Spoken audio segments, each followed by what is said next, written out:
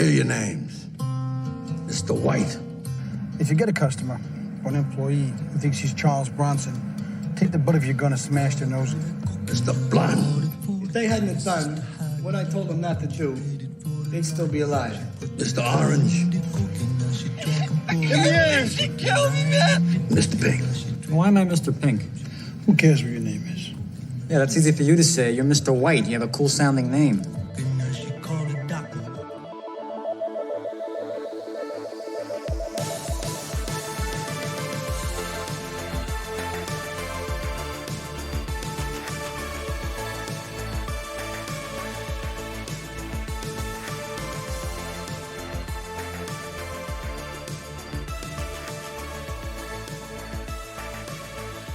Welcome, everyone, to Cinemarcade. This is the podcast about movies, video games, and the sparks that fly when those two worlds collide, or in this case, the bullet fiesta that occurs. My name is Steve Gunley. You can call me Mr. Green.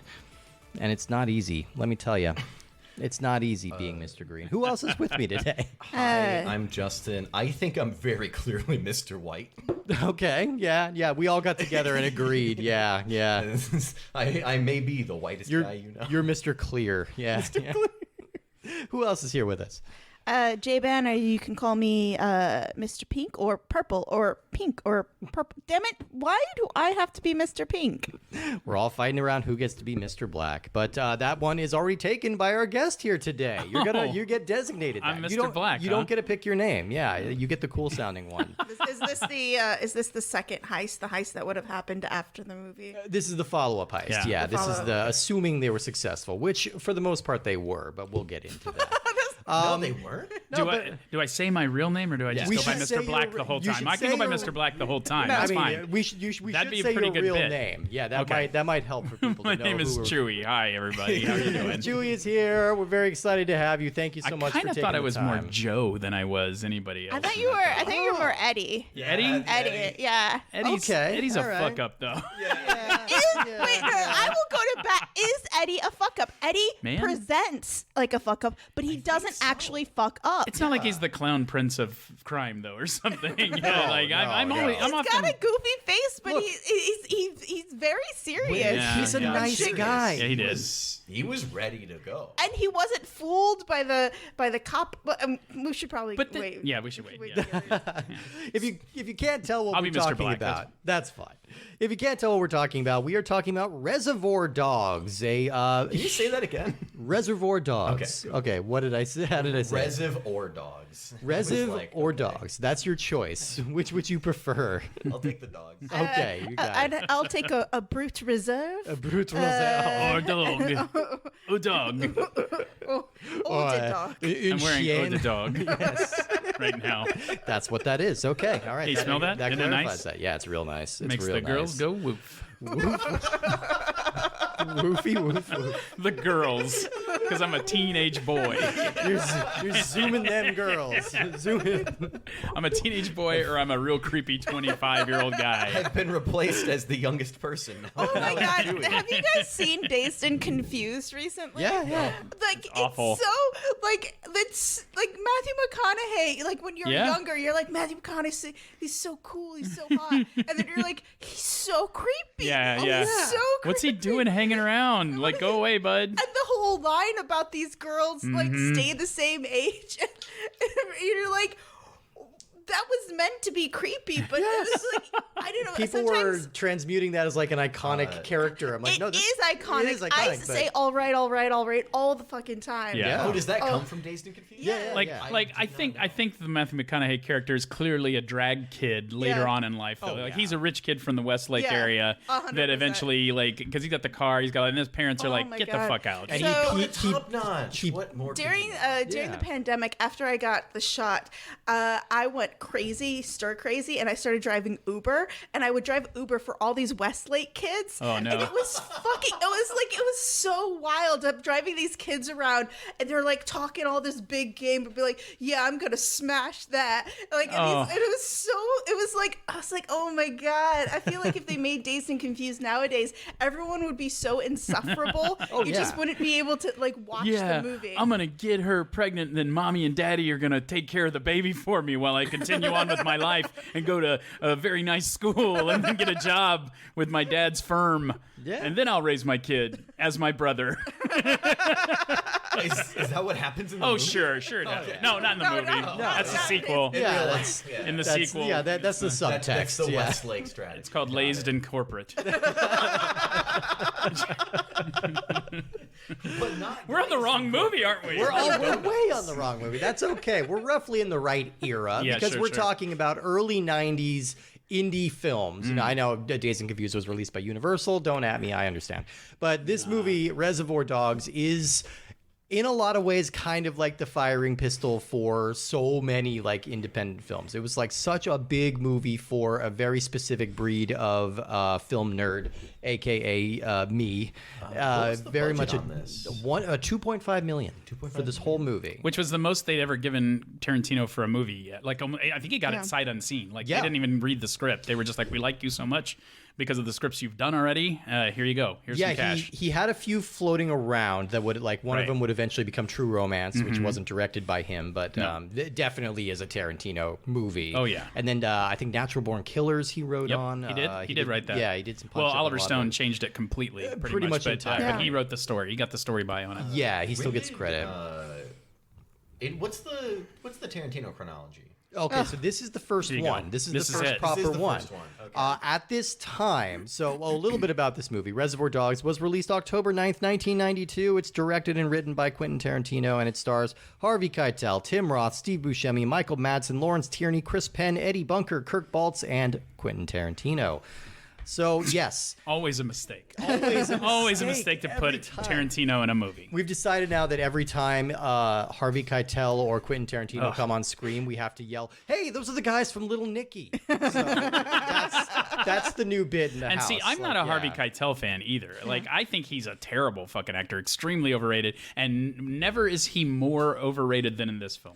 I like his line deliveries are so fucking bad in this movie. It's very I like Harvey Keitel. I do think that he's not the breakout star of this. I feel like that's Tim Roth. Tim Roth and Buscemi and Madsen all really popped Buscemi off is this fantastic. movie. But Buscemi in particular, he was kind of like an up-and-coming guy at this time. But it's always so interesting to me, the chronology of Steve Buscemi's face.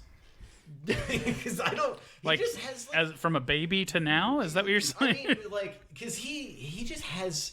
I don't know how to describe his face. But Don Knotts. That's how you describe his face. He looks like Don Knotts. I don't know who that is. I know you don't because you're a baby. I mean, he was... at this time, he had been a firefighter in New York like 5 or 6 years before this, quit to go become an actor, and everybody made fun of him. The wiry, fiery fighter. The wiry guy with the wiry, fiery. With the crooked teeth and the pug eyes, and like he does not look like anybody, and he made it work. Somebody like cast him in some plays, I think is what it was, and he got discovered that way. Yeah, he got some plays. He was doing a lot of like indie queer films, like in the 90s. I forget the name of the big one that he was in. A lot of the casting came from New York, actually, for this movie. So, the story of this was, so around this time, Quentin Tarantino was working at Video Archives in LA, which is now a famous video store because he went back and bought it and is keeping it alive. But yeah, he was by day he was working at this video store, and sometimes he would go out for little bit parts as an actor. You can find an early episode of The Golden Girls with him on it playing an Elvis character. That's one of the few like little acting roles he would book. But in the meantime, he was always like working on his scripts. He realized, I can book myself in anything I want. Blanche, don't tell me how good my coffee is. I know how good my coffee is, Blanche. Blanche, I want a peanut butter. You eat a Rose. Peanut butter and banana sandwich. I want you to fry it, Rose. Fry it up real good and feed it to me on the toilet, baby. Yeah, that's my Tarantino Elvis. I am now Tarantino Elvis. afraid. Yeah, I'm just like currently like so scared. Your Tarantino accents are so creepy. They are very bad because he's a creepy guy. He is a creepy guy. Still one of my favorite. I think it was a Golden Globes joke. Tina Fey got up and said, "Quentin Tarantino is here, the star of all my sexual nightmares." I think of that every time now. I mean, but you know, he was writing scripts kind of in his free time, and he had the script for Reservoir Dogs, and he intended it to be kind of like a weekend project he would shoot with his buddies. He raised like $30,000 to get it made. But then his acting teacher, he had given it to his acting teacher who had passed it along. His acting teacher who should have been fired. Should have been fired. Who did not do a good job. Should not have encouraged him. Look, No, should not have encouraged him. Some people, myself probably included, just will never be good actors.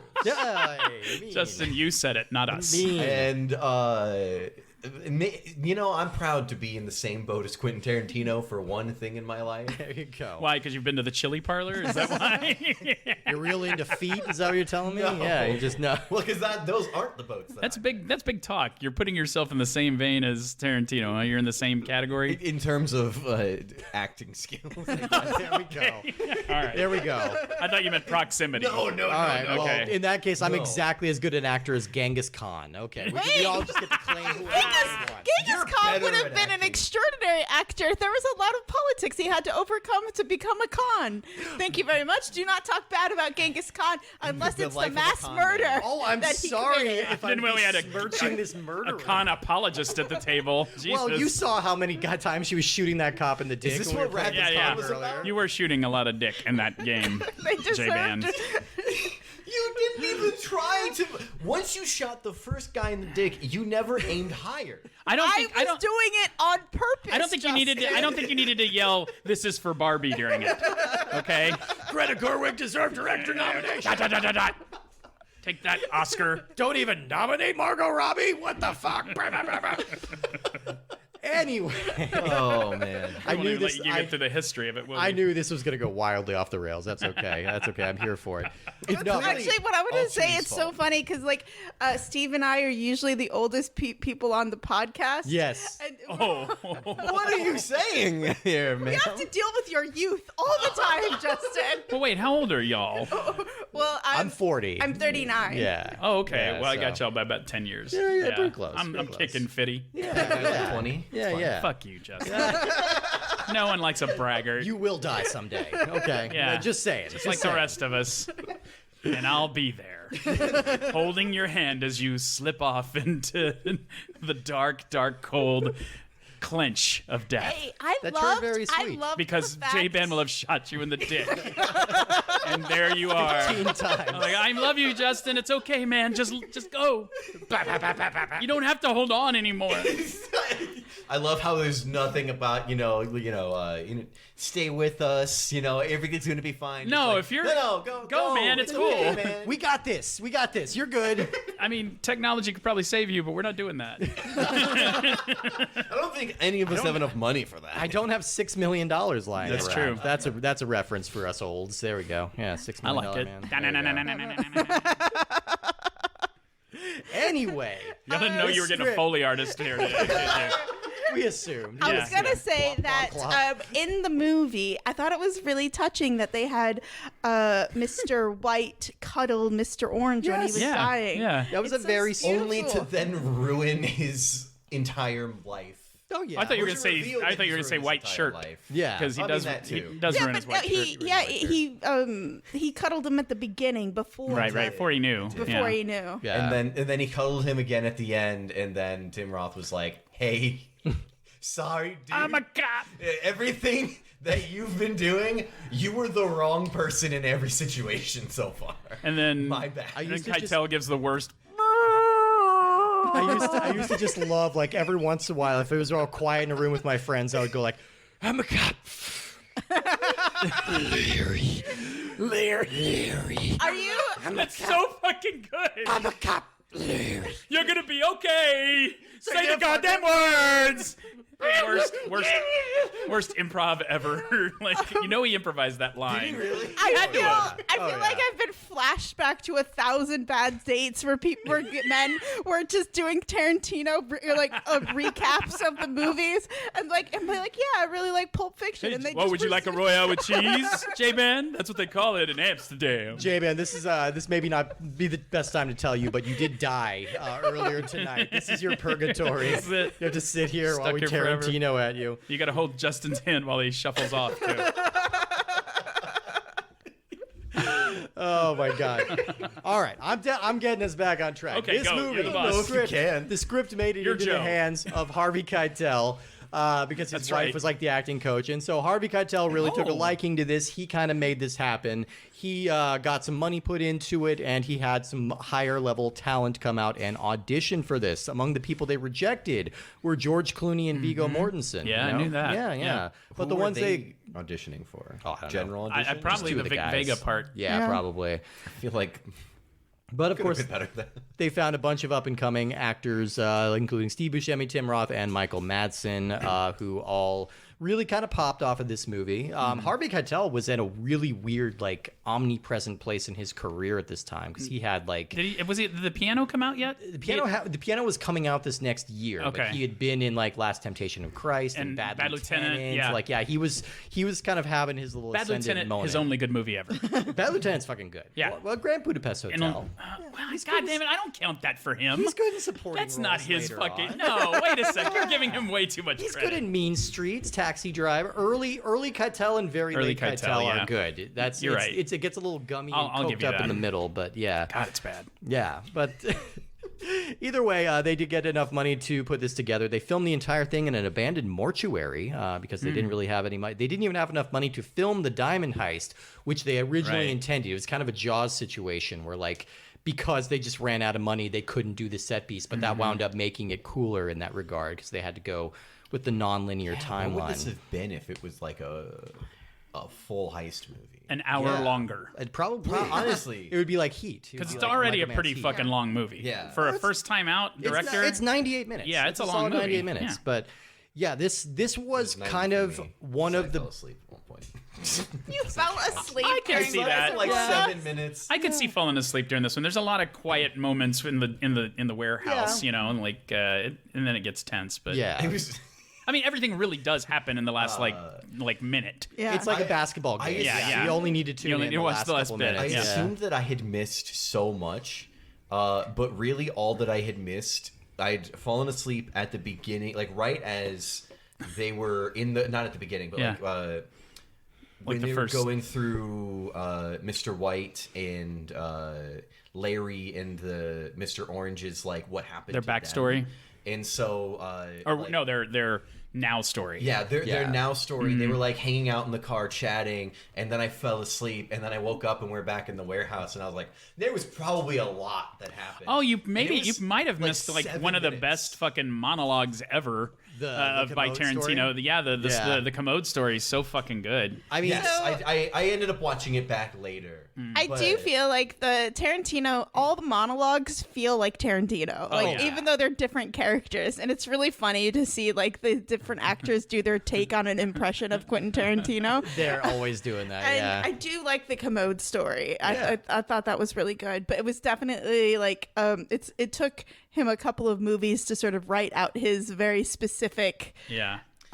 pacing. He settled into his style a bit. Now, I will say, that Commode story bit in particular is some of the most brash filmmaking. He had this reputation of just being kind of this very kind of brash and cocky young filmmaker, and that is definitely him showing off because it's all right, this monologue is going to cutting between. It's here's him learning it, here's him performing on stage, here's him living it. Then while he's living it, we're going to have another story being told by a different character, and that's in the middle of the excellent editing done by Menke.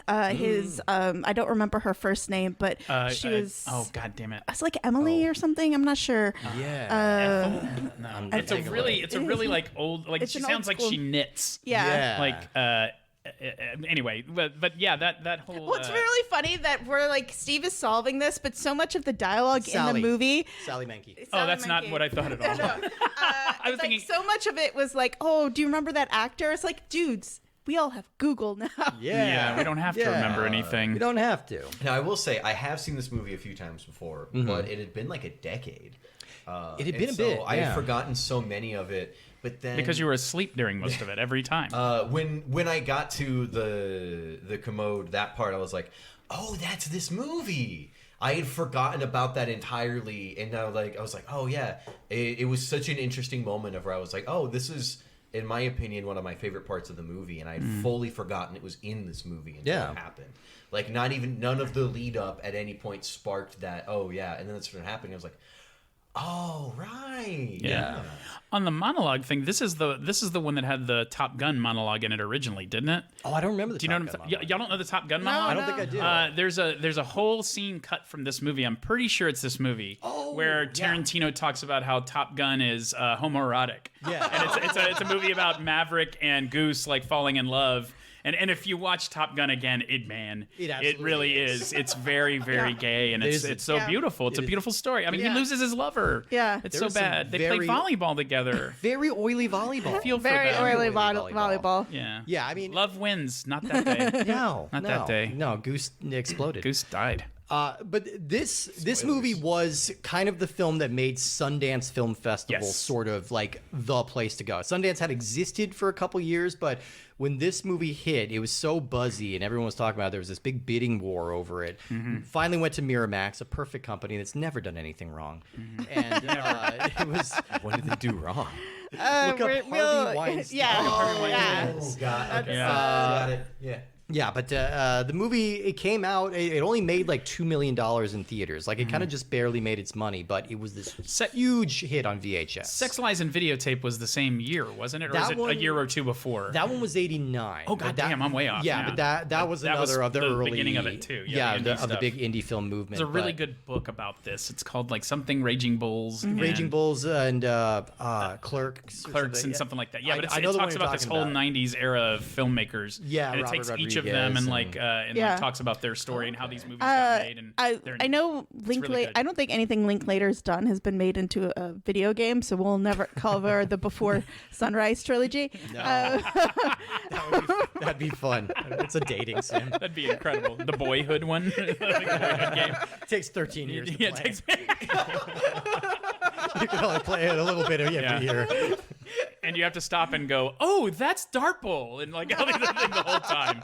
I think that's the only reason Linklater's great, is like he's got Austin in every one of them. There you go. Everybody from Austin loves to go like, oh, he's going the wrong way on that street. I don't think I've watched any of his Texas movies since I've lived here. I really? do that. Oh man, you need to go back and watch Slacker and like right now. It's like. It's so Austin. Because Slacker has the whole monologue about the shooting at UT, which is like literally around the corner from where I work. So that's crazy. My mother, when I was a child, we came up here for the UIL State One-Act Play Contest to watch the contest at UT. They always did it there at the not the Bass, but the B.I. Payne Theater. And it was night when we came out, and the UT Tower was lit up orange, right? My mom, at I think it was like maybe 5, at age 5 goes, you know, a man shot 16 people from that tower. And I was like, terrified that he was still there. My mother took me to see The Exorcist in the theater at age 4, and I still can't to this day look at a picture of Linda Blair in the makeup. I'm terrified of that movie. I understand that. Yeah, and I give the tower a look. I went to UT, and every time I zigzagged to class. Yep. Yeah. Man. No, it's a big imposing not to make thing. fun of the situation. It was awful. No, not at all. Murder, but it's definitely like it pops in my mind every time I walk past it. And I was at UT when they finally started letting people back up into the tower. But it was private events and stuff. Okay. Yeah. In 95 or 6. Hey. Yeah. That's when I was born. Shut up, Justin. Nobody fucking likes you. You go to hell. Does anybody like him? No. No, we asked. Rivet's okay on him. That's about it. Yeah. Guntu's coming around. He's coming This around. podcast would be a 4-star at least if he wasn't on here. Oh, no! What? Wait, what is how many stars do we have? I don't know. 2.5? Well, how many tomatoes? Yeah. What's our tomato we're rating? certified friggity fresh. Yeah, indeed. Yeah. That's a new rating I made. So, I think it's really interesting. So this movie, I believe there's the only role for a woman in this movie is to get shot. Yeah. She gets carjacked. That's it. She gets carjacked. You briefly see a waitress that they try not to tip. Yeah, that's one true. person tries not to tip. Yeah, You see a waitress that is then triggers a monologue about. Yeah. And not unlike the movie, J-Ban was trying to talk about women, and we took it over. Go right ahead, J-Ban. we allow. I don't want to get shot in the dick tonight. We allow. Some people do. I give her the gun. Go ahead, shoot him in the dick.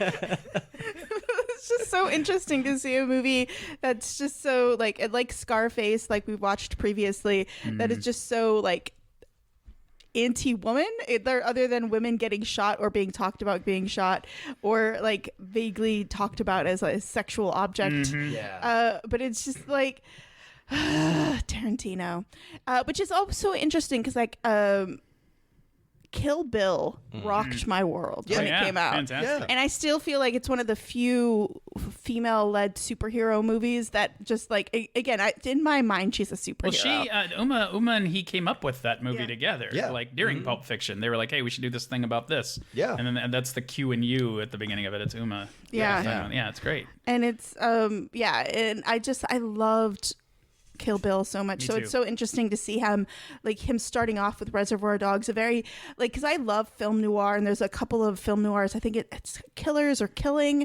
This is heavily based on the Killers. That were just exceptionally like high tense. And I think it's so interesting the difference in like the intensity, because this feels like a black comedy rather than a heist movie. It reads like a play to me. Yeah. Honestly, like the fact that it's in like one room for most of it, and I say the same thing about Hateful Eight. I think he did a brilliant job with Hateful. That's my favorite Tarantino movie. Oh wow! And I don't like westerns. Yeah. And I think that's an amazing. The soundtrack from Hateful Eight so is good. so good. And just the fact that room looks so big and it's not. He shoots it from different areas where he does the same thing with this. You can kind of see it's a predecessor to that whole idea of the one room shot, you know. My flatmate Christian, who has been guest on this podcast, was actually in Reservoir Dogs staged at Baylor,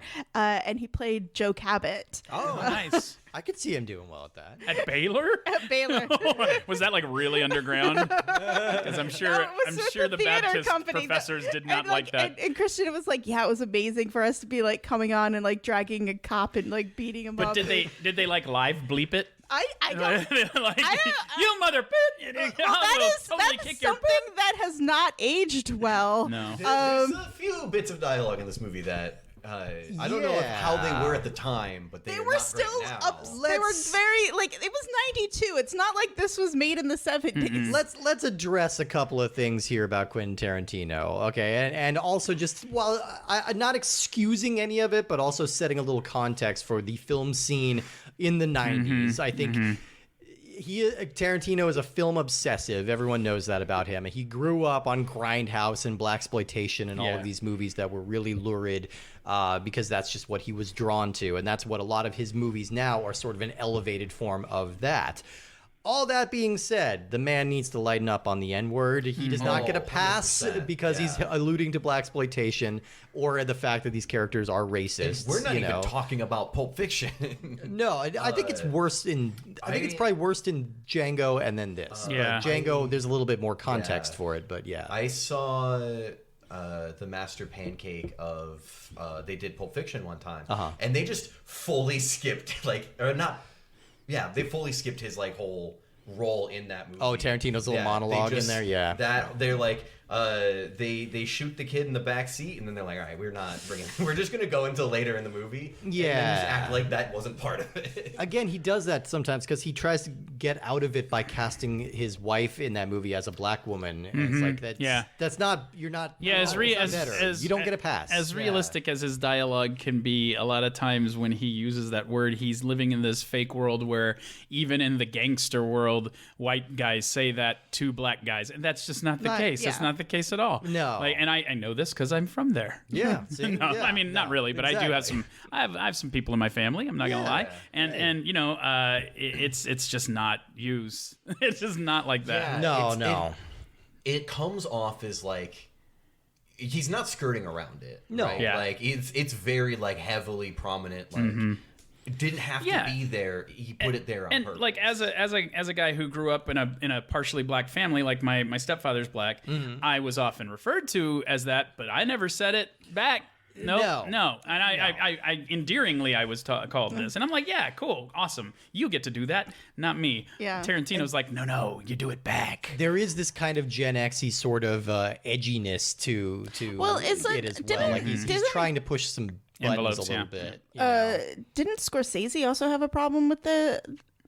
Spike Lee did. 70s. Spike Lee had a problem with it. Oh, are you talking about? Goodfellas? Oh no, yeah. Well, Goodfellas. I mean, they were gangsters. They were They were they were in the expressly 50s, racist. you know, Yeah, 50s and yeah. 60s. Sometimes there's a context for it. Sometimes, you know, I'm not trying to tell people what they can and can't write. It is just one of those first screenplay kind of things that really stands out. And I think that's both something about this movie. Rewatching it after like 10 years, it's both a little nostalgic for me and a little cringy for me in equal measures. I think it is ultimately a pretty skillful movie. It's a good calling card for what he would eventually get to do. It's really interesting, the camera movements in this film. I think you can really tell his auteurness as a director with how he handles, like, and again, like, there is something beautiful about being at a table and talking over each other, and that it just like captures a sensation of people together, and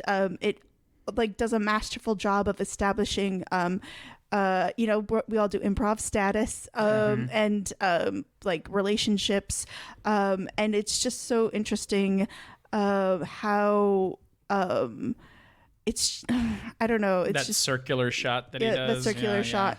And it's just like, it's masterful, and it really is masterful. No, it's a very skillfully made, mostly well acted movie, I think, and there is just. It's more, maybe it's a reaction to the fact of all that this movie wrought, you know, like obviously Tarantino 2 years after this, he does Pulp Fiction. It's a seismic, massive hit. And that's a good thing. I think that's a good movie that really holds up wonderfully. I think the problem with this movement was that it inspired pretty much every shitty white dude to make his own version of like hitmen talking in a room and then everybody gets shot. And they're almost all worse than this. You know, and most like I made Boondock like this. Saints. Yes. Oh, Boondock I Saints is- love the It's a Boondock terrible Saints. fucking movie. Okay, How long has it been since you've seen it? It's a terrible It was a movie. childhood classic of mine. Okay. Yeah. It So, is like, unwatchable. much like Cutthroat Island, I don't know whether or not it holds. Boy.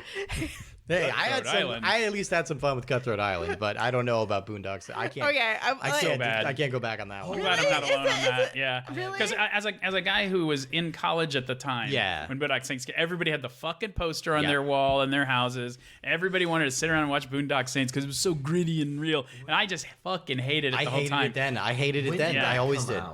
99. Yeah. Because I feel like, because what year did Scarface come out? 83. Yeah. I feel like Scarface, like I think J-Ban mentioned when we did Scarface, that like Scarface had like a similar thing of like posters and like all of that. But I feel like that happened, like that stayed for longer. Yeah. I was very into gangster movies at the time, and like you know, there were a rash of them coming out, like Things to Do in Denver When You're Dead. Yeah. It was very Tarantino-esque, which is a better movie than Boondock Saints by far. A weirdly heartwarming movie. It's a very good It's movie. kinda Yeah, good, I like yeah. it. What's it called? Things to Do in Denver When You're Dead. Yeah. It'll very be good. interesting to see. There was I'll have to Hoodlum rewatch it and see whether or not it's bad. It's pretty bad. Boondock is bad. Boondock It's is real bad. bad. Oh, it's Even the scene unwatchable. that everybody talks about with Willem Dafoe, where he's recreating the death. It's a firefight. I mean, it's like such bad acting from him, and he's such a good actor. And you're like, God damn it, you're Green Goblining a bit before you're Green Goblin. What are you doing, man? People forget that like 55% of that movie is about their shitty friend who's just like obnoxious and won't shut up and is a bad actor and was never in anything else. So it's just like it's just the They made a director's sequel buddy. out of that fucking movie. Oh, they did, right? Oh, I They never made a bothered with it. fucking sequel out of Boondock Saints, and I was just like, Boondocks why? Saints. Why? Yeah. Boondock Basically. Saints 2. This time it's a real firefight. But I mean, it's cool to talk about that because around Boondock Saints, around this time, like Reservoir Dogs was kind of reaching the peak of its cultural saturation. I think people were like, I'm not gonna lie, I was definitely one of those kids who got turned on to movies because of Quentin Tarantino. Because I saw Pulp Fiction, it blew my mind, and I started looking up all the influences and all the other great movies, and it just kind of snowballed from there. So it's one of those movies I'm always going to be like very grateful for in that way. One of the things I do really enjoy about a Tarantino film is every single film has a great soundtrack, and every single film is like there's like 8 movies I need to watch now. Yeah. Like after Kill Bill, I watched Lady Snowblood. Yes. Oh my God, it was so seen that. fucking good. It's so good. It's amazing. I think that he also does a good job. Although, like, I feel like Pulp Fiction and Reservoir Dogs do kind of resonate together a little bit. Yeah, a little bit. But a lot of the other movies are like starkly different. Like, it's still a Tarantino movie. Oh, he goes all over the but place genre-wise. The genre's so diverse. War movies, westerns, gangster movies, Yeah. Just regular Yeah. old like crime films. I when Pulp Fiction came out, I was blown away by it as well. I was in college at the time. We all saw it in the theater, and we were like, "Holy fuck!" But everybody was so crazy about the way he told the story out of sync. Yeah. And I was like, well, you haven't seen Reservoir Dogs, have you? Right, Like, he's done this before. It's not revolutionary by any means. He's done this, and he was lauded for it was his already. thing for a But while, the general public had no idea that was what he was doing. Yeah. It was so cool. That he'd already done it. It just felt so daring and like, but yeah, that's the fallout of it was eventually like pretty obnoxious and just like, I made little bad Hitman movies with my friends on the weekend nice. that need to be destroyed. If they're not I destroyed, hope you they have need to them. be. I want to see one. Oh boy, there's no way they're good. But yeah, everybody. Let me see. I want to see a 13-year-old Steve can say, "Hey, Everybody in here, stick him up." I'll shoot you in the dick. I'll shoot you in the dick, J-Man style, motherfucker. And that's a thing that, like, I had a very different interaction with movies as a kid because I didn't have many friends, and also like. You were saying did that make like you feel, were Justin? flexing. You were like throwing up gang signs while you said, "I didn't have any friends." I didn't have any friends. But then I didn't also, need no friends. Gang of one, motherfucker. Like, I didn't have access to a lot of stuff. My mom was like very careful about what to like what I could watch and stuff. So it wasn't until I went over to my cousins and my grandma was in charge at my cousins, and my grandma is like, I can't keep track of any of this shit. So Yeah, fair. I kind of got to get away with seeing a lot of different movies, and that's when I started like open my eyes. Same thing with like music too. Yeah. My family listened to country music for the first 14 years of my life exclusively, Yeah. and then my mom discovered she's like a classic like 80s 90s EDM rock or what? person. Like, And she didn't want the music. all of a sudden it's just like, yeah. But no, my mom like listened to country music explicitly because she didn't want rock music to influence us as kids. well, yeah, but country's pure and white. We know that. yeah. Oh yeah, 100%. Yeah. But it was so weird when I like started to like see different things. And I think Pulp Fiction was kind of early in the movies that I had seen. Yeah. And but it wasn't like a notable one. Wait a sec. How old were But- you when it came out? When Pulp Fiction came out in 93, 94, yeah. you were just barely alive, Yeah, right? this was like my cousin who was only a few years older. I just than me. imagine you like in a rocker, like a little baby swing, watching it. I was like 10 to 14 in this era of like me discovering media outside of like. the Did few channels on you TV. fall in love with? I feel like all men have a gangster era. Oh, yeah. I had a fucking website that like I had a trivia website called Extravagangsta, where once a week I would put up a quote from a gangster movie, and you had to tell me what the movie was, who the character was, and what the name of the actor who played them, and you could get points depending on that. I had about 100 people playing at one point, and back then on the internet this that was a pre-Google? lot. Was this pre-Google? Oh yeah, was a pre-Google like a motherfucker. GeoCities, Yeah, yeah. yeah. I mean, this is like 90, about 93, 94, Wow, 95, very. 95 Like, maybe. very Yeah, late my after and June Kathy, or something. my wife at the time, who was now like she did the website, Yeah. and I would find all the content for it and keep track of the points. I kept track of the points like on paper, and then we'd like upload it. I don't know. It was That's very, very amazing. old school. I did think That's that amazing. Gangster movies were fun and interesting, but it was always I always liked the gangster movies where the gangsters had a code. Where they're like, Sure. all right, we're not going to shoot people in the dick. We're not going to go Mr. Blonde and shoot everybody just because they hit the alarm.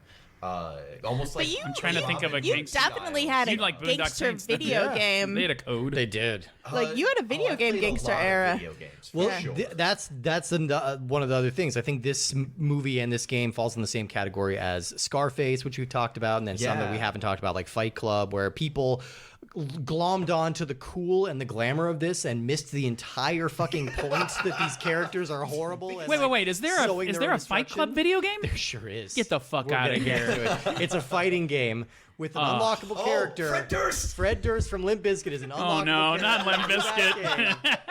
So we're gonna get to it. I'm currently wearing a shirt You that says you Live, Laugh, stomped Limp you Bizkit. you I hit did. the table Yes. in glee about that. Oh, my buddy Fred Durst. It's so funny to me that that's a thing that happened. Yeah. Like, Did he talk put about- up some money to make the game? Yeah, or talk something, about probably? missing the point of the property entirely. Oh, no It's not shit. to make cheap So, merchandise. Before we move too far away from right, the right, movie, I thought it was so interesting about like my reaction to the violence, because like when I first watched this movie, I remember being shocked by the violence. Yeah. Now I'm jaded. Who gives a shit? Yeah. And it's just like some of the violence is is still not shocking, but like Right. Well, you know presence. how now there's movie like Saltburn is out right now, right? Yeah, And there's a scene in it where he does something that everybody's like, "Oh my god, this scene! I was shocked by what he did. Oh my god!" You know the scene I'm talking about. I'm not going to ruin it for people at home. I haven't but seen it either, so. everybody's listening to this at home. But in this, it was the ear. Like everybody was like, "There's a scene in it, dude. You're gonna freak out. Oh my god, it's the worst." And it's the ear scene. Yeah. And it was fucking freaky. It was fucking nuts. and compared to modern day stuff, it's Yeah, so it's tame, so because that's the tame. thing. Like, they cut I think you away. see that on a fucking like what is it, The Walking Dead? Yeah. you see You some see some that shit like that. uncensored on TV. Yeah, Oh, absolutely. During like watershed hours. It's watershed when you can. Watership Down. It's a book. Yeah. It's about killer bunnies. It's about bunnies. Yeah. Killer bunnies. Oh my god! Like the TV scheduling. That's where Bunnicula, once dude. you hit, Oh, like- very sorry. Very Once you sorry. hit like 10 or 11 p.m., the FCC is a little more lax on what you can and can't show. Yeah, Yeah. But, Prime like, time. You'll see this on like prime time, like 6-7 p.m. Yeah. and you're like, oh, okay. Blood and guts and all kinds of stuff. This was one of the things we talked about, the Texas Chainsaw Massacre a few weeks wow. ago, Yeah. and that was the same situation. That's a movie that people had this kind of 3 months Mandela ago. effect memory of being super grisly, but you don't actually see anything in that movie. Like, Yeah, no. it's a very non-explicit movie. That's just a twisted fucking film. It's That's why. implied. It's all atmosphere and tension, and this is the same thing. People were remembering seeing this ear-cutting scene in a lot more grisly And it's in detail. broad daylight too. Anytime Yeah. you put some creepy shit like that in broad daylight, you're gonna scare the fuck out of me. When he's like, because I knew when he's like, oh yeah, look what I've got in the trunk. When they open the trunk and it's just a cop, my first thought was, there's like a house next to them. Yeah. They're just gonna pull this dude out of the police car and just walk him in broad daylight. It's LA, man. LA, nobody gives a shit. Yeah. Everybody's like, oh, they must be filming something. They just move along. One thing And there were cameras there too. So. Yeah, What we exactly. were kind of discussing about like the point of this movie, everybody died. Yeah. Pink gets away. No, Pete dies. Oh, I don't know that he dies. You never see that he dies. You hear He- him in you the hear audio. gunshots. Yeah, you hear him in Yes. the audio. You hear gunshots, but you don't hear him die. You don't hear him die. He might have made it. Now, the cops He's made it. he's doing inside. life right now. It could be. He's Could probably be. doing life. Yeah. No, especially since he had the briefcase patched in him one up. hand and the gun in the other, and then the gunshots happened. Like, I don't think he made it. Yeah. I think that I believe in Pink. He's a professional. Yeah. He's a fucking professional. He's living in Barbie Land right now. He's That's doing right. fine. That's where he's doing at. Great. Yeah, no. No, seriously. Like he dropped the gun. They shot around him. Yeah. He dropped the gun, dropped the diamonds because he's a professional. And then he went to jail for life. He got to live. He got a good lawyer. Joe hooked him up with a good lawyer. Oh no, Joe died. I don't think Shit. Joe hooked him up with Joe died. anything. Yeah. Joe didn't even Well, hook Joe's him up with dad. a There's other Joe that y'all don't know about. The dad. Oh, right. Little yeah, Joe. Yeah, Little Joe. Big Little Joe. Joe's the name of a really Little good Joe. Tejano star. little Joe. Yeah. Little Joe y la Familia. Check them out. They're great. I did think it was funny that they never did bring medical supplies back. No. They just they sent just on let yeah. Mr. Orange fuck him. Yeah. Yeah, they He's gonna never bleed found out on the anything. floor. Well, they're not going to go to a hospital. What are they going to? They need to get a vet. Isn't it? It's always a vet for gangsters, right? Yeah, they gotta yeah. find a Like vet. they said, like Eddie, like they can get somebody, and Eddie Yeah. even says, like, we'll figure something out. Right. And then I think he's just saying that so he's like yeah. placating him. That's what gangsters yeah. do. They're like, he's gonna die. Don't fucking tell So him. Let's just say we're gonna get him some help. Say it's not that bad. You So know? unlike Mr. White, he wasn't trying to make this kid survive. Oh, right. He's like, ah, fuck him. He's gone. yeah, he's gone. That We're just is moving on. that is the element of this movie that I thought like I never really thought about it much when I watched it earlier, and I watched it this time, and it was the most affecting part was the relationship between White and Orange. This very Right. paternal kind of mentory vibe, and where he's kind of ready to give it all up for this kid. He's giving him noogies and stuff and like I- that. He's like, hey, come here, kid. You're such a good making kid. dick jokes. Yeah, you know, yeah. I think skibbity-bop. this also shows, like, especially when he like, that's when Eddie starts to like, oh, okay, this guy seemed like he's actually not good at his job. Yeah. But then he like takes, I don't know if he's good at his job, but he takes full control of the situation. Yeah. We got us a situation. Yeah. Yeah. Bang. Stop pointing that gun at my daddy. He was not buying the shit from Mr. Orange in any way. Justin, I want to ask you a What's question. Do you see yourself as Orange to my White? Am I your mentor? am I your improv Mr. White, and I you're my did Mr. TA Orange for you. So you did, maybe, yeah, and I've cradled you, Yeah. many a time while you with die worse. on stage. You're his Larry. You're my Larry. Larry. I'm sorry. I do think it's interesting. I do scripted theater. And then I'm like, no. Put a gun to his head. Fake gun. Like a, improv gun, not a stand-up gun. Oh, yeah. Stand-up gun's where you make the gun with your index finger and your Yes, thumb, and then an yes. improv gun is where you don't use anything at all. You just grip it. Yeah, exactly. That's what I do to You don't Justin. even put your finger around, like, on the guard or anything? Not unless I'm ready to use it, motherfucker. What? Yeah, that's invisibly loaded. Yeah. Well, no, it's... I mean, you can like this. You could have a regular On bullet. the You could have a guard bullet or fiesta in with the that if guard. you're not Those- careful. Yeah, bullet Oh, fiesta. yeah. Oh, the bullet fiesta. The bullet festival. Festival. I don't Thank you for translating it for the Mexican at the table. I appreciate that. The bullet fiesta. No, the festival. In Spanish. Bullet. Oh, okay. I don't fucking know, dude. Why do I gotta know? You took Spanish in school, right? Racist. I took 3 years of Racist. French. Oh, how's that working out for you in Texas? What's bullet in French? What's bullet in French? I La don't boulette. know. Bullet. But that wasn't part of class. You didn't learn bullet? No, kids now probably are. Ooh. I was Okay, wait. Before we commentary. move on, just the simple front, a movie I fucking love is Elevator to the Gallows. Oh, okay. I don't know. Have you guys? Oh my God, the soundtrack is done by Miles Davis. Oh, sweet. It's like one of the Who's best Miles soundtracks of Jazz anything ever that has ever Yeah. existed. What? Did you just say who's Miles I Davis? thought I said it quiet did. enough that only Steve would hear it, but Oh my god. I was trying to my diffuse God. that because I thought it would. Why be a thing. will Justin never be cool? Because he doesn't know the coolest man ever. Miles Durst, come motherfucking. Oh my god. no. I am gonna have to mix this episode down so much. I want to apologize to the people listening at home for Justin. I keep looking and I keep seeing the lights flash that we're clipping in the mic. Yeah, so- that's saying. Anyway, Quit back to screaming. Elevator to the Gallows. Yes, Elevator to the One of the Gallows. most beautiful French women ever. She just walks in the rain while a heist is going on to Miles Ooh la Davis, la. and it's like this very intense heist movie, or heist slash. Well, I don't want to say more to ruin it, but it's so fucking good. Oh, I don't know that I'll ever see French it. but- heist movies from that era. Well, like, yeah, there's so many good heist movies that Like, what era are we talking?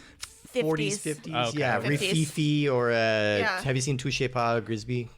Maybe. Awesome. I'm so bad about black and white movies. I can watch them. I can't relate. I can't relate as a person of color who grew up in the 90s and like the 70s, 80s, 90s. I just don't like fucking black and white film. I'm like the acting's stupid. I fucking hate it all. I feel like Some movies I'm not like. It's not I like an was- absolute, but man, I just Harder can't get to into get a lot of the them. same Yeah. way until my first film class, and that really like helped a little bit because we went over like the original. I say the original, but like some of the more prominent ones, like Oh my god, I literally had the name. Really did good in that class, didn't you? Yeah, you did Well, great. I dropped out of college. I think same here, buddy. my father hated black and long white panning movies, shot. but and foreign films, and I made him watch Seven Samurai. and he was just like, after the movie, he was like, that was a good movie. Yeah, that's a good movie. That is a good movie. It's like a 4-hour movie that goes by like nothing. It's great. Yeah. Speaking of, we are running low on time before Chuy has to get out of here. So I think we should transition and talk about this game because this game is fascinating and a lot of people don't know this exists. I was shocked. Yeah. I like who fucking pitched this even. So you know? I was wondering. I had the thought in my head as I was coming over, which was like, what platform is this going to be on? Because this is such an awkward time because it's like PlayStation 1 has not even released yet. And so The PS1 was out. Was it out? Yeah, it's been out since 95. I mean, what year did this movie come out? 92. Right. Oh, and the that's what I'm movie was saying. not out. Yeah, Yeah, the movie. okay, okay. And so I was like, what would this game have been made on? Yeah. This Can was you imagine super as like a Reservoir Dogs. quest game on a Commodore 64. Like Legend of Zelda, only Reservoir Dogs. like you know at the beginning of Big when he's playing that game where he has to type in the commands. Oh yeah. Use freeze, ice motherfucker. wand. Yeah. The Legend of Joe's Gold. Take diamonds. But, and then when Steve was like, "Oh, we're going into the office," and like, oh, okay, well, that's where like the PlayStation and the Xbox is. Yeah. So either that or it's like Duck Hunt. Well, this game came out in October of 2006. Jesus. Developed by Volatile Games, published by IDOS Interactive, and it was released on the Xbox, PS2, and Windows. Now, this was being positioned at one point as like this AAA release with full support from the publisher IDOS, which they're best known for the Tomb Raider games. So they had money at the time. But somewhere along the line, the game kind of fell from grace, and it was finally released in 2006. Most people barely noticed. I think it kind of went. It was like straight to being a discount was title. kinda, It was like a $20 title. I don't know always. shit about video games, so thank you for bringing me on this video game podcast. But only it half. seems like during that time they were just kind of taking everything and just layering a different skin on it, basically. Kind of. Like everything started with the Bond game, I guess, the GoldenEye game, and then it just kind of evolved, and then you got into what is it, Grand Theft Auto? We're in and so peak just Grand Theft So Auto knockoff time right This now. game, 100%, it would have been a GTA clone if it wasn't on rails. In the sense that, like, Grand Theft Auto, you get to like go around and do things. It's like they had all of the elements of that, but didn't align it in that way. You didn't really get to use the open world.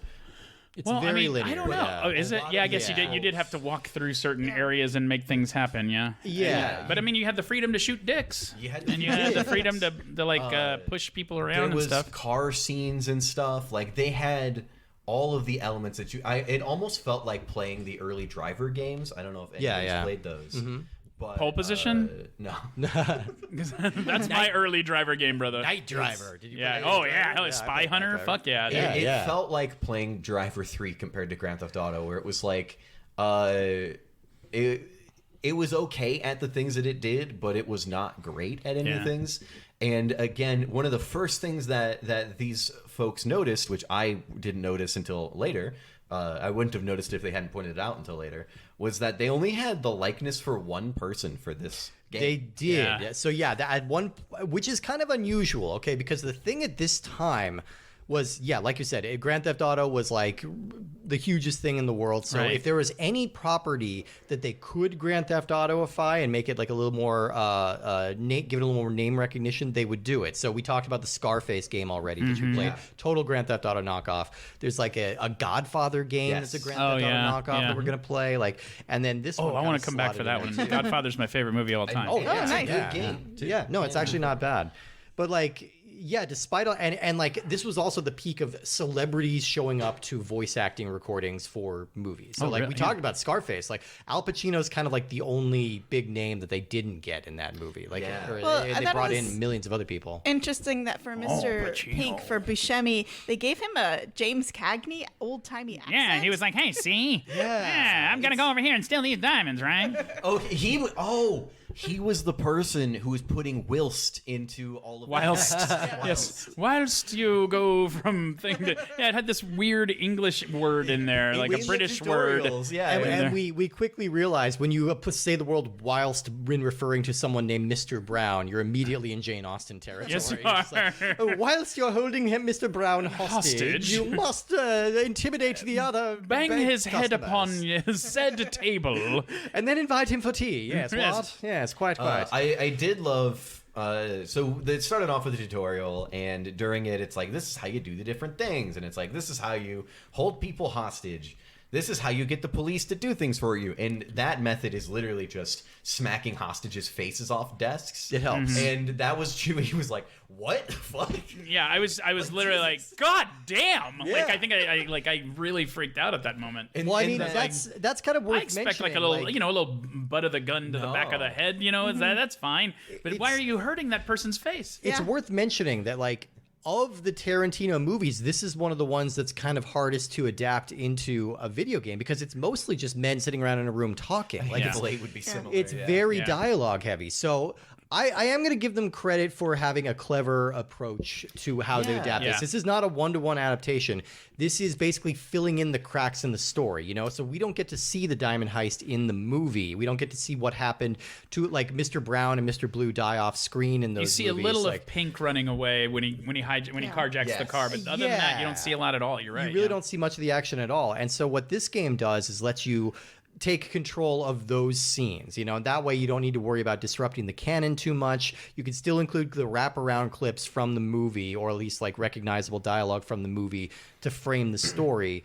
But it does kind of justify its existence in a way that I appreciate. Like each level, you're playing a different member of the crew. And they did license all the music. They got all the music. They did. Believe it or not, I just had the character models. I just had an epiphany, and this is off topic a little bit, but the car in the movie at the beginning where Tim Roth is shot, and they're driving through, is that the same car that they shot Marvin in Pulp Fiction? Oh, I wonder if it is. I think it's the same car they also use. It looks in, exactly the same, doesn't it? Once Upon a Time in Hollywood, I think. I haven't seen Once Upon a Time. Oh, is this like an Easter egg about Tarantino? Is this like a it's an Raimi Easter thing? egg, but I'm Yeah, not. Ra- I'll be damned. I Like the might one that be, they like, throw Bruce Lee into or whatever? Like, don't. I think the one that they were driving with the lady's Manson family. feet. Oh, yeah, okay. Yeah. Oh, yeah. But again, who knows? Maybe I'm just thinking. That's in Death Proof, I think. Yeah. No, Death Proof has a different car. Yeah. But I think they might have that car waiting for, when they just leave the girl there as collateral. Right.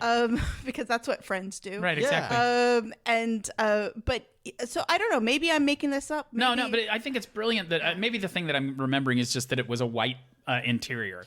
And brilliant, because if you're gonna have a bloody gunshot or whatever, you want a white and black. You want a blank canvas, right? You don't want to make it like a suede brown interior. Anyway, I'm off topic. Sorry. Keitel's good in Pulp Fiction.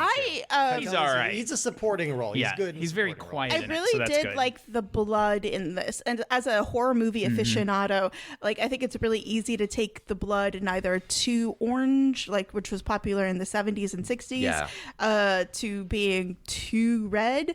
And so I feel like they really nailed. I feel like it was a little artistically orange. Sure.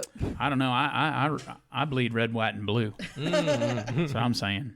So I don't know what you're talking about, J-Ban, with your red blood. Go back to Russia. Yeah, we should actually get you in touch with a doctor. That's Okay. those It's are not good? Supposed It's to not be good? coming out of Okay, you. sorry. Yeah. Oh boy. Okay. Maybe I'm Klingon. Also, I don't know why you're bleeding so heavily on this table. It's right okay. now. Yeah, J-Ban shot me in the dick. Oh God, she keeps doing that. I'm gonna keep going back to that. Let's I love it. address that. Let's address the elephant in the room. J-Ban. Or the trunk that got shot off. The moment J-Ban gets to take control of this game, she's walking around a corridor. She aims at a guy, clicks the button to crouch accidentally, and shoots the man 15 times in the dick until he falls over. As immediately her eyes went bloodshot, and she seemed to be in another place. And here's the thing: once you did that one time, you seem to have developed the hunger, as it were, because that was the only. You did not aim higher than a belt buckle for the rest of the game. You died like 6 times because because evidently the dick doesn't kill you in this game. I was shooting very accurately in the dick. Steve is shooting off heads in the first scene, like with a shotgun, just blowing, literally decapitating heads, and you're decapitating other heads, and it's not getting the job done. This was clearly a masculine-made game. It was such an interesting thing because coming off of we just did The Punisher recently, which is also a very violent game, and the first opening, you'd go through the tutorial stuff where they teach you how things work, and then it's like Steve is Mr. Brown in the bank with a shotgun. Yeah. And Steve just shoots the first guy in the back of the head, not even looking at him, and kicks it all off. And the head falls off. Just falls off. It actually disappears. It kind of disintegrated. It's just like pink mist, you know? And at the end of each sequence, it tells you what your rating was for it. Yeah. Steve's was psychopath. Yeah. Okay. We didn't finish. Mine was professional, which was the car part. You're a fucking professional. And then we go to J-Ban, and we didn't finish it because that one was much longer than any of the other ones. It was long, but it would have been Psycho for you. Absolutely. You were shooting hostages. You forced the guy ran in the way. Okay. All right, this is one of the weird mechanics of this game. It's like there's kind of a lot of it is built around this heist, right? So you need to be able to take hostages, and you need to be able to order people around from a distance. So you lock onto them, you start shouting orders, and you point up where you want them to go. The system works pretty well. It's kind of a clever way to do it. It's a way to keep you from being as violent. Yeah, you can. In a way. You can choose to go less ham on this game if you want to. None of us chose this. When you were almost dead, you did choose to try to go stealthy for a little bit. You did. I did. Yeah, but then I realized that I had to be loud to get out of there, and I was like, shit. And then it was just like, there he is, and it was over. Yeah. But I mean, that's kind of the main thrust of the game is that you're either in the bank heist, or you're escaping, or you're in the car. Justin got to do the driving section, which looked like it was working fine. Yeah, I've seen worse driving sections in games. Yeah, I think as a person who has played a lot of driving video games, likes to drive. Brag. I think it was okay. I definitely think it was interesting to throw you into the car for the first time, never having mentioned a car before. Yeah. And then say, hey, it's a race. Yeah, the tutorial had nothing to do with the car at all. You'd think they would have given you at least, go get some milk and eggs. Yeah, so it took a little bit to kind of get used to it. It was still a little wonky, but it was better than a lot of games from that era. But you did discover that you could control the radio, which is a very GTA thing. Yeah. And it is not like I know that from watching people play GTA. It's very true. Because I don't play video games. I used to just like to drive around in GTA and scroll through the soundtracks. Yeah. If by skip through the radio you mean basically change tracks on the CD, yeah, it's basically like they had one CD in the game and it's the soundtrack to the movie. Yeah, and they're just like, yeah. Well, they was the '90s. Hell of a soundtrack. Yeah, fucking incredible soundtrack. Yeah. Every Tarantino soundtrack is a banger. Very every relevant songs in 2006. K. Billy's Super Sounds of the '70s. Fucking Stephen Wright. Dude. Great cameo. Yeah, I loved that. He's on the couch, I think, when he's doing that. He's a guy on the couch from the guy on the from couch. What was that movie? Get High or Half Baked? Yeah. I thought Get High. Get High. I showed my age so bad there. It's like, what's that movie, son? It's Get High. They've got the drugs or something. What do they do? Dad, it's half baked. Oh, like a potato. Your mother half baked a potato for me the other night. I hurt my teeth. True story though from Chewy. No, it is. It's true. We heard this. Potatoes hurt Chewy's teeth. Yes. Well, when you leave the eyes and the ears and the nose on the potato, and I crunch down on Mr. Potato. Eating Mr. Potato Yes. Head? Yes. Yeah. I am a Mr. Potato Head aficionado. The Darth Vader ones are the best ones. Yeah, easily. delicious. Yeah, Darth Tater. Excuse me, Darth Tater. That's right. It is Darth Vader. I I think that's what it's actually called. It's really no, it's really cool. That's what it's called. Yeah. Thank the marketing branch at Hasbro, I guess. Go Or Mattel? Hasbro. That's a good pun. That's a good pun. There it is. Yeah, I mean, so like Scarface, like The Punisher, this was briefly a bit of controversy until they realized, oh yeah, nobody knows this game exists, so we don't need to worry about it. It is still banned in Germany and Australia because they ban games. Do they? Definitely. Australia especially. Australia is very touchy about it. Yeah, they'll ban most games. And I think Germany has a few particular subjects that they are more touchy with. Germany has a history of not wanting to encourage violence, I think, in their country. And like they're trying to get it together over there a little bit. They want to repeat some things. Something happened. I don't know. I don't want to get into it. Like, it's their business. But yeah, I could see why. But this is a game that never even hit my radar. Which this was peak video store era, where like we would go to the video store. They also had games. Yeah. And we would like peruse. Don't look at me like I don't know what it is. He's like explaining it to me. Don't know what. They also had games, old people. This was all. Did you know you could buy popcorn there as well? and I didn't and go to movie the video style. store And you could Milk converse with the tender. As a matter of fact, Quentin Tarantino was one of the people you could converse with. I hate you all. The catch is you had to return the movies. Was the problem? Oh, and you had to rewind. Or else you're unkind. Was that I didn't go to the video store to look at movies, even when it was like my parents are renting a movie or something. I immediately went to the corner that had video games, and I just looked through all of those. Yeah. And, Were you ever allowed to rent them? My cousin was, and so then we would. I was going to say your parents didn't, right? No, Yeah. and then my cousin would rent them, and then we would play them. And so like this game I never even knew happened. No, it really went under the radar. Like I said, I think I snatched it up on one of those like discount racks because they couldn't move them. And then I played it back in the day, and like I gotta say, I think this game's kind of okay. Like I know it's violent, I know it's stupid. I appreciate what it's doing. I think it's perfectly playable in what it's trying to do, and it's 3 hours long. So like it's over before you really can get bored with it. I will say like the aiming was a little bit awkward, but that was the case with a lot of games during this time. Yeah. Like we'd mentioned during the Scarface one, that was a mechanic for aiming that wasn't seen very often, and now so many, like to this day, Grand Theft Auto still uses that general method of aiming. This game, when you lock onto somebody, you are locking onto their gut. So you are Mr. Oranging everybody in the game. You are the worst way to shoot somebody. The worst way to die. A gut shot. You aim lower than the gut.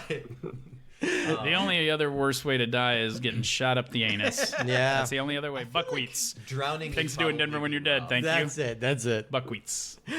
I mean, if this game doesn't exist, it still exists more than the 2017 Reservoir Dogs game that came out that I had no fucking idea existed. There's two.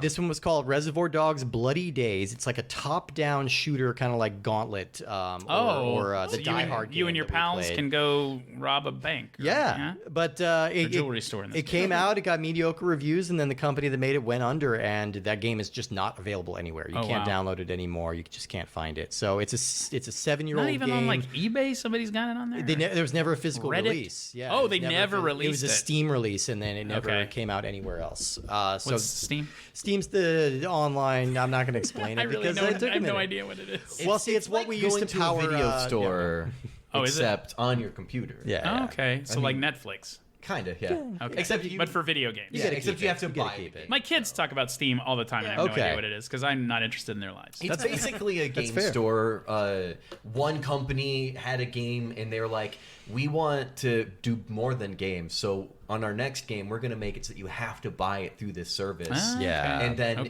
they were the only one who did it to a competent degree, to the point of where it took off to now everybody uses it, and they have competitors, and they're all much worse. Okay. But basically, you buy games, and they have them on sale often, so you don't have to pay all the money for them. It is exactly like Netflix, is what he's saying. Thank y'all for exactly like. Thank you very much, kids. for telling me what Steam is. Oh my God! Did you get into the potatoes again? I got it. Yeah, they're all gotten in my craw. And your craw rotten. Man, I haven't had au gratin potatoes in such a long time. Then that's too long. Best. No, what? Au gratin Au potatoes gratin are delicious. delicious. Cheese and potatoes So, with all right, butter? let me- What do you fucking got kidding me? against gratin over here? Hey, You got something against gratin? I have only It's had like the first scene of Reservoir Dogs. where- my mother's au gratin potatoes, which was not great. What, you got a problem with your So- mother You now? got a problem with your You mother. gonna talk about your mother? Some of the things she cooked weren't great. And that was maybe au gratin potatoes is something I need to revisit because I fucking love cheese and I fucking love potatoes. Yeah. It's the inner Irish in me that comes out when I see a potato. I'm just like, Maybe I'll make. Well, it's your birthday just passed, so yeah, too late. No, happy birthday, by the way. Thanks, bud. I missed you. I don't know. You just I think maybe I'll just make a whole thing of au gratin potatoes, give you one bite, and then just slap you. Yeah, and never let you have any more. What happens that's what to you the get. rest of the all ground potatoes? I eat them. Yeah, hell yeah. I'm going to come with you. J-Man and I are going to start with 2 forks on each side of the fucking tray, and we're going to meet in the middle. Lady and the Tramp style. 2 forks. Do you mean each of you have 2 forks? Or Yes. do you have Maybe. 1 fork Don't for judge 2 us. total? Toss it like a salad right into their Yeah, fucking mouths. chung, chung, chung, chung. Come on, double fisting it. It's Now the that's only a way video game. All gratin eaten by Steam. It's like a Mario Party mini game. How much au gratin can you eat? As featured in the hit movie Get High. Yeah, Oh, the fucking movie Get High. That's with Stephen Wrong. Yeah. All right, I think we've reached the end of our Reservoir Dogs yelling.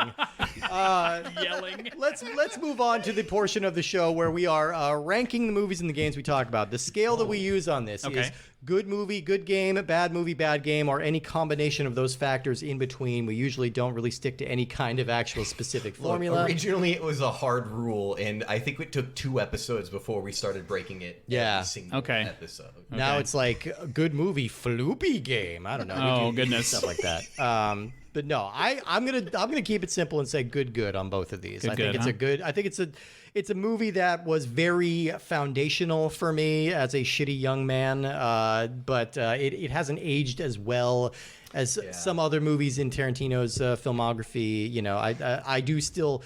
There's a bit of a stigma, I think, to being like a Tarantino-esque film bro. It's what I grew up in, and it's something, you know, I definitely do fit that mold in a lot of ways, or did in my younger days. But I do think there's still a lot of posters? I did not. You going to Q-Fest every year? No, I know. My weird shitty thing was buying posters just for random movies from the video store. So for a period of time, when I was in like 18 or 19, I had a poster of the movie Notes on a Scandal. You know what mine was like that? Mine was like that. The Michael J. Fox vehicle, Light of Day. Have you ever heard of that movie? I had a big old fucking Light of Day poster for no apparent reason. No, because the video store was giving away. I'm like, what? Nobody wants this one of the Judi Dench movie about a child molester? What? Put it up. That movie's great. Come on, I want this. That was the movie. And Light of Day was kind of a sequel to Back to the Future and what Marty McFly would have done if he'd gone to his music career. So, can I ask how old you were when that was? Like what is it, 18, 19? Did you get a lot of dates? No. Okay. Are you kidding me? No. We were together on that one. Just had to make sure. Yeah. What's your ranking? My ranking, I think it's pretty similar. Good movie. Parts didn't age super well, but the cinematography is pretty good. Yeah. And good game. I feel like it could have been better, but compared to the hot trash we play most of the time, it was good. Yeah. Mm-hmm. I mean, no, we do. And I am a little nostalgic for this era of games. You know, I feel like if it's competently done and has a baseline of creativity, I think I can give it a recommend. And I think this one does. So, good movie. Very dick heavy. I tried to not anymore. I tried to compensate that by playing the game. I believe it was a fine game, except for the fact that if you shot someone in the dick, they would go down. And I just really feel That's like real life. That really should have been applicable to this game. But I think I definitely feel like I didn't like this game as much as I did like the Scarface game. I feel like there was almost too on rails, but it was missing a little bit of charm. Yeah, it was missing charm, and I feel like it was really interesting to hear the dialogue from the Maddles.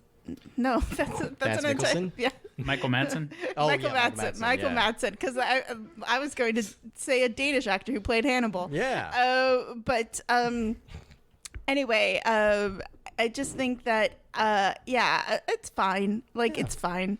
I thought it was a little lame, and I thought the mechanics were a little too complicated, but okay. I'm grading on a curve for sure, but yeah, I'm with you. Yeah. I of course am going to grade from the visual watching of this. Of course, I think it's a great movie. I think it's an extremely important film in the history of film. Yeah. Just because it spurred a movement, as it were. And then as far as watching the video game, I had a fine time. It was good. It was good. It's bloody. I had a really fun time making fun of this fucking thing, and it serves that purpose too. Yeah, and just like looking at it and going like, why'd they do that? That's not like the movie. You know, I'm that guy. So if you thought that this podcast was loud, that room while we were playing was very loud. Yeah, I was screaming loud, laughing, and it was so fucking fun. So yeah, I'm going great, good. There you go. I'm sorry. I'm shattering your good. That's okay. We almost had a full like we all consensus. stayed on target. We all stayed on the scale. This is the closest to the scale we've been since E.T. Yeah, maybe. You're welcome. Very first episode. You're welcome, guys. Yeah. Wait, did y'all play the 2600 Atari AT? Yeah. I had that game way back in the day. Oh shit, yeah. it was hard as fuck. It was No, I didn't. impossible. No, I didn't even get close. Like No. my brother played it at the time. I didn't play it. I'm getting. Y'all were doing something else. I don't think anybody's that beaten that game. all of those old Atari Quest games were so fucking hard. There was one with this brother and sister that were like they were like in this other. They were from our world, but they went into like a mystical like fantasy world, and it had like a little comic book with it that you followed. But it was fucking incredibly hard. I can't remember what it's called. If my brother was here, he'd know. Yeah. But it was called like. I want to say it was like Manhole or something. No, God, I don't need. No, That was an early mouse. It was game. like something world. Like it was very very Sword World, something Fire like World, that. Sword Quest. Sword Quest. Yeah, maybe. that's it, There was a fire world. There was an ice world. There was Yeah. yeah. Man, that fucking shit was the shit. That was cool. I like the comic book more than I like the game. But Exactly. Yeah. kind of like Reservoir Dogs. Yeah, exactly. Better comic book. Yeah. I'm sure there is one. There's Somebody definitely did a it. comic book.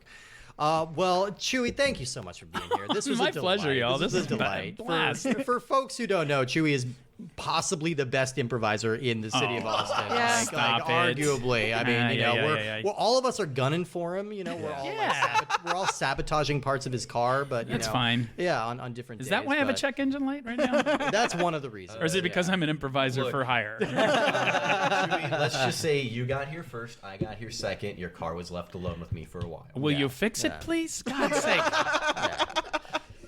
And we haven't reached the point where J-Ben's going to shoot you in the dick, but that's Oh, coming. thank God. Yeah, Well, it's the night is young. any day now. Yes. And the pawn shops are open.